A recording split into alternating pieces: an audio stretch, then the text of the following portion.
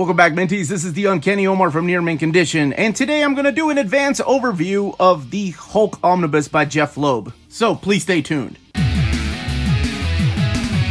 And welcome back, Minties. Now, before I get started, I want to give a huge shout out to David Gabriel from Marvel Comics for sending me this advanced copy. Now, let's look at the book itself. Look at the cover, the design of the spine, which I like. I've always loved that issue where the two covers combine, and the back. The book retails for $100. It will be out on June 12th at retail stores, so keep that in mind. Of course, dates are always subject to change. Now let's look at the book without the dust jacket and see what that looks like. It's pretty interesting. Ed McGuinness, I believe, I can't remember who is inking this. I believe it's Tom Palmer, so it's this splash cover. Looks like a sketch because of the way the color tones look. Now let's look at the inside of the book. There's Hulk on the surfboard. Oh, I like that. That's kind of cool. It tells you it's volume 1. So maybe we'll get a Jeff Parker run. Maybe years, but 27 issues, 912 pages, and it tells you the creators on here. It's interesting that they call it a Hulk Omnibus by Jeph Loeb and not a Red Hulk Omnibus, because that's what most people probably think of when they think of Jeph Loeb writing Hulk. I guess because Green Hulk is in here, or Banner Hulk is also in here, but, you know, he's not the star of the show. It's mainly about Red Hulk. Now, if you've never read any of this, I'm not going to give away any spoilers. I'm not going to tell you the identity of who Red Hulk is or who A-Bomb is or anything like that, because the mystery is in there, even though there's mixed feelings between people over the revelation of who Red Hulk turned out to be. What drives a lot of this book, for me, and I'm sure for a lot of people, is the amount of talent that goes into it. We're talking Ed McGuinness, Arthur Adams. I mean, when the heck is the last time Arthur Adams has ever penciled the inside of a book? You get like 3 or 4 issues of him in here. And we'll get to those pages as I skim through here. You get Ian Churchill, Herb Trimp. You know, that was his big baby. Like, so I don't know if that was like his last published work too by Marvel with the Hulk in it. Will Spertasio ends up joining later on. And who else? There's a couple others. Del Keon, Tim Sell, Lionel Francis Yu, John Romita Jr., Mike Deodato. Pretty much anybody that has worked on Hulk, here's the Arthur Adams stuff. Now, what is the contents of the book? Well, you get Hulk 1 through 24. Now, this is very important. So keep this in mind. When does this take place? It takes place right after World War Hulk. So after Planet Hulk comes World War Hulk, and then this. Now, what are those 2 other books over there? Okay, so what happened was Marvel decided to renumber the Hulk book. So instead of doing Hulk 113, which I believe, yeah, they had renumbered it, because remember I did an overview of, on my comprehensive reading order, I told you where they renumbered it right after Heroes Return. Look at this gorgeous artwork, by the way. So there wasn't an Incredible Hulk 113. Instead, they changed it over to Incredible Hercules. So he had his ongoing series by Greg Pak and Fred Van Lente, which you can pick up in trade paperback or, I believe, hardcover still. They're pretty cheap and worth a read and probably deserve an omnibus of their own. So in case you did have an oversized hardcover shelf or an omnibus shelf, this is what it would look like, at least where I would put it. It looks really good next to the other books. Oh yeah, Frank Cho's on here, doing what he does best.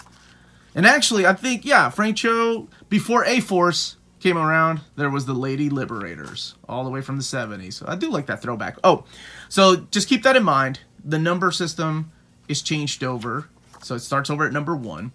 And then it goes back to Incredible Hulk with the 600th issue. So that's what these are right here.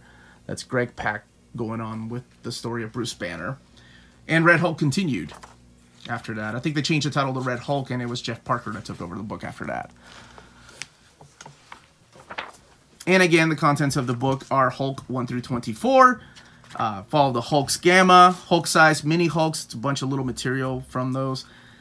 Material from Incredible Hulk 600, so not the whole entire issue. And Wolverine number 50. It's just like 8 pages of Jeph Loeb and Ed McGuinness and stuff. So for the most part, it is Ed McGuinness. In the story, it's just Hulk just kicking the crap out of all these characters that he's ran into in the past. And it's Red Hulk, by the way. There are a lot of throwbacks, by the way. I mentioned the Lady Liberators. There's all these throwbacks to like the Defenders and characters that have always been a part of Bruce Banner's life. So I found that really cool. And there's the Ian Churchill. Now, it's interesting to note, I remember this when this came out. Ian Churchill kind of changed his art style to do this issue. Like, he made it, if you're familiar with his artwork, he's very Jim Lee-ish, I guess is the best way to describe him, with the cross-hatching, that kind of art. But for this, when he took over Hulk, I remember seeing the original pages, he changed them. Maybe they'll be in the back here. I haven't looked at the extra content. He changed his art style to simplify it, to look more cartoonish, more like Ed McGuinness in a way. I don't know, maybe it's easier and faster to draw, and he could keep a schedule that way. There's Red She-Hulk, who is also a mystery, and you get to find out who she is later on. And here is, this is Will Spertasio, one of my favorite artists from his years on Punisher and Uncanny X-Men. Of course, he went on over to Image to do Wetworks. And back to Ed McGuinness. Yeah, I swear, it is one giant fight. Like, Red Hulk is always fighting somebody. Oh, this is the Hulked Out Heroes storyline. Yeah, I gotta show you how ridiculous and amazing this is. I don't know, the story always brings out the kid in me. I compare it to like a big summer blockbuster. Not a lot of meat in there, but man, it's so nice to look at. And you get it in oversized artwork. Now, there were originally 3 hardcovers, oversized hardcovers, and then there were complete collections, then standard size hardcovers, and then trade paperbacks, the original trade paperbacks. So a lot of talent goes into this book. I wasn't kidding. Let's flip over here to look at the extras, like variant covers, which we get a lot of those. God, I love that. That's Adam Kubert. Yeah, love when they do that.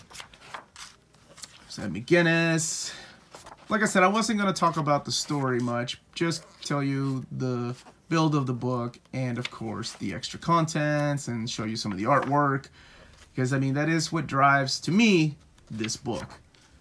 And character designs. Man, I love Ed McGuinness. He's anime-ish with that 40s jaw of superheroes. One of those classic Superman cartoons. There's Arthur Adams' original pages. Man. Michael Turner, the late Michael Turner. I think they recolored some of the Hulk covers he did and made them red. Okay, so this is what I was talking about. So this is Ian Churchill. This is what yeah, this is cool. So it shows you the original page. You see how detailed it is with all the cross-hatching and stuff. And then his new pages that he redrew. Yeah, so he did the first couple pages. And then he redrew them, I guess, to simplify his art. Adding more shadows and lack of detail. And there's Will Spertasio. Lots of content. Extra content. I'm just flipping through. And let's look at the binding, because I know most of you want to know. And that's what you want to see, right? And as you all probably saw, the pages turned just fine no matter where I was. It laid flat, and it's always good to see it on a book this size. 927 pages, sewn binding. There you go. And that is everything included in this omnibus. Don't forget that the numbering system is a little messed up because of the addition of the Incredible Hercules after World War Hulk.